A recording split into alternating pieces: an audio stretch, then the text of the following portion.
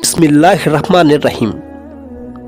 আমার শ্রদ্ধেয় গুরুজন এবং আমার প্রিয় ছোট ও বড় ভাই বোনেরা, যে যেখান থেকে আমার ভিডিওটা দেখছেন, সকলকে আসসালামু আলাইকুম রহমতুল্লাহি ওয়া বারাকাতুহু। আজকে আমার ভিডিওর আলোচনার বিষয় সিগারেট খাওয়া মাকরু নাকি হারাম। কোরআন এবং হাদিস সিগারেট খাওয়াকে কি বলেছে, মাকরু নাকি হারাম? আশা করছি ভিডিওটা শুরু থেকে শেষ পর্যন্ত অবশ্যই দেখবেন। আর যারা আমার চ্যানেলটি এখন সাবস্ক্রাইব করেননি তারা সাবস্ক্রাইব করে আমার সঙ্গে থাকবেন। আর যারা সাবস্ক্রাইব করেছেন তাদেরকে অসংখ্য অসংখ্য অসংখ্য ধন্যবাদ। তো চলুন ভিডিওটা শুরু করি।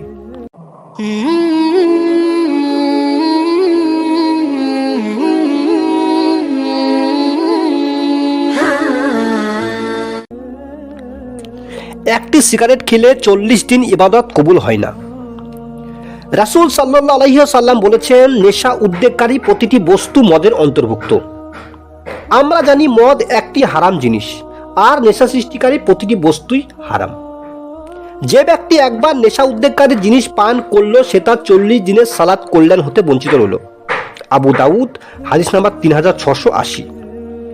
সিগারেটের প্যাকেটে লেখা থাকে ধূমপান মৃত্যুর কারণ। আল্লাহ পাক তার কোরআনে বলেছেন, তোমরা নিজেদেরকে ধ্বংসের দিকে নিক্ষেপ করো না। সূরা বাকারা আয়াত নম্বর 195। সিগারেট নেশা জাতীয় জিনিস। নবী মুহাম্মদ সাল্লাল্লাহু আলাইহি ওয়াসাল্লাম বলেছেন, প্রত্যেক নেশার বস্তুই মাদক, আর প্রত্যেক নেশার জিনিসই হচ্ছে হারাম। মুসলিম শরীফ, হাদিস নম্বর 2003। একসঙ্গে 10টি সিগারেট খেলে তার নেশা হতে বাধ্য। রাসূল সাল্লাল্লাহু আলাইহি ওয়াসাল্লাম বলেছেন, যা অধিক সেবন করলে নেশা সৃষ্টি হয় তা কম সেবন করাও হারাম। তিরমিজি, হাদিস নাম্বার 1865 এবং আবু দাউদ, হাদিস নাম্বার 3681।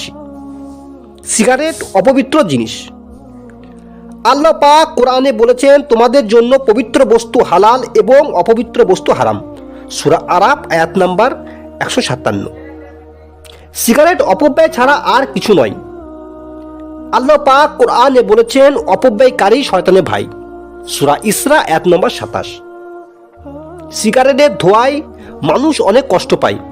রাসূল সাল্লাল্লাহু আলাইহি ওয়াসাল্লাম বলেছেন, যে ব্যক্তি আখিরাত বিশ্বাস করে সে যেন তার প্রতিবেশীকে কষ্ট না দেয়। সহিহ বুখারী। সিগারেট পুষ্টিকর এবং ক্ষুধা নিবারক কোনোটিও নয়। আর জাহান্নামীদের খাবার প্রসঙ্গে আল্লাহ সুবহানাহু ওয়া তাআলা বলেন, এটা তাদের পুষ্টিও যোগাবে না আর ক্ষুধা নিবারণও করবে না। সূরা গায়সা আয়াত নাম্বার 7। সুতরাং সমস্ত নেশা উদ্রেককারী বস্তুই হচ্ছে হারাম, তাই হারাম থেকে দূরে থাকুন।